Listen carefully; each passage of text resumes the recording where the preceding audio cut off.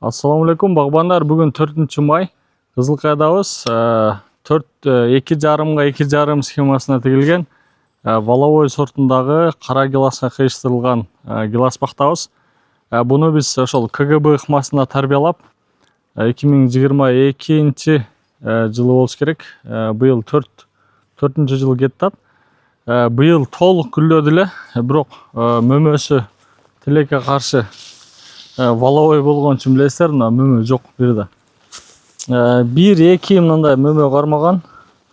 Бул да өтө сейрек. Валовой сортуну билесиздер. Бул климаттык шарт болуп 5ке жакын талап табылганда гана мөмө алат.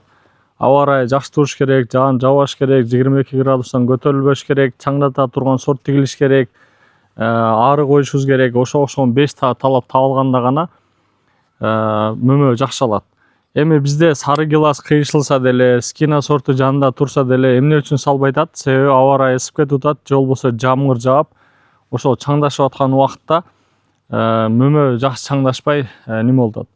Эми биз валовой сортунун келечегин ар дайым айтабыз. Бул сортун кыйыштырып, сорттун жаңылыгы гана сунуштама беребиз. Эгер валовой сортуну 10-жылдан өтүп мөмө алам десеңиздер, анда дарактарды ушундай КГБ формасына берип, басаңдатып, дарактарды секинирак өстүргөнгө өбөлгө түзөт. Мына азыр жашыл бутоолорду кылтабыз. Ар бир шактардын учунан мына көрүп атасыздар, гусиный лапа деп коет, газ бут. Ар бир чыккан жашыл шактарды кесип, мына жалгыздап коебуз. Булар жалгыздоодон максат, мына ар бир шактарыбыз 2,5-3 метр өскөнгө чейин биз сөзсүз каптал шактарды кесип тик кылышыбыз керек. Бул жерде дагы кескенде мына 4 жалбырак калтырып туруп кесип атабыз. Эгер түбүнөн алып ташсак, кийинки жылы мөмөлүү бүчүргө жатпай коет. Ар дайым биринчи шартта сөзсүз бою желкеден ылдыйда турган шактарды сөзсүз кесишибиз керек. Себеби бул көтөрүлбөй коет капталдагы шагы менен. Түбүнөн чыккан кара гиластарды алып таштайбыз. Бизде кара гиласка кыйышылган дарактардын эң чоң кемчилиги түбүнөн көп шак чыгарат.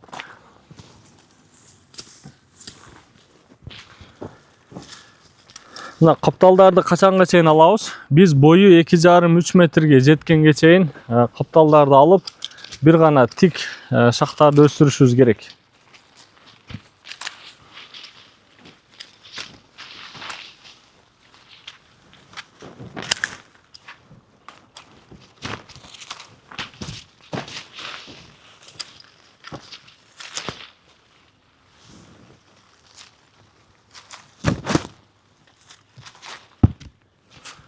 Жайкы бутообуз же болбосо жашыл бутообуз ушул менен аяктайт.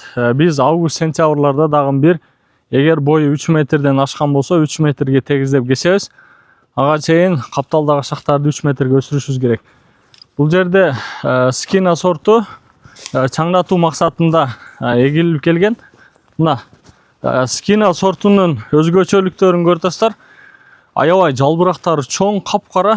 Бул өзүн өзү чаңдатат. Bunun ылдыйында былтыры гүл бүчүрлөрү бар бекенле жок бекенле байкабайм, бирок быйыл кескенибизде кесип башкадан чактатканбыз. Гүлү көрүнбөй атат. Мына бар экен. Мына үчөө гүлдөптүр эле, бирөөсү кармаптыр.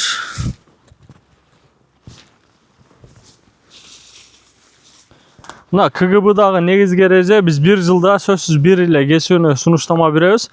Шактардын саны 12ден баштап 25ке чейин чыгыш үчүн сөзсүз түрдө не кылышыбыз керек?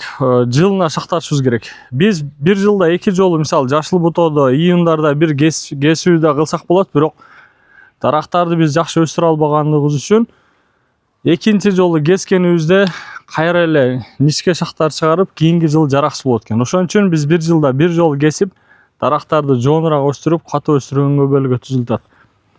Мына калган немелерди да көрөйлү. Мына валовой сорту. Мына кээ бир жерлерде 3 кармаптыр, мына калгандары бүт төгүлүп атат.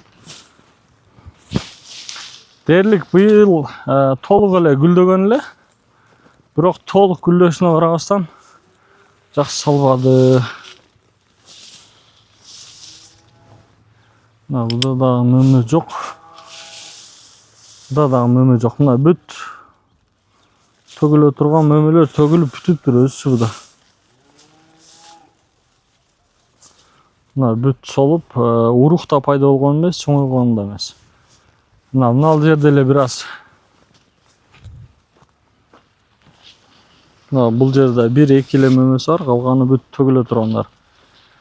Мына дээрлик бардык шактарын көрдүк. Мына өтө суюк. Өтө суюк абалда.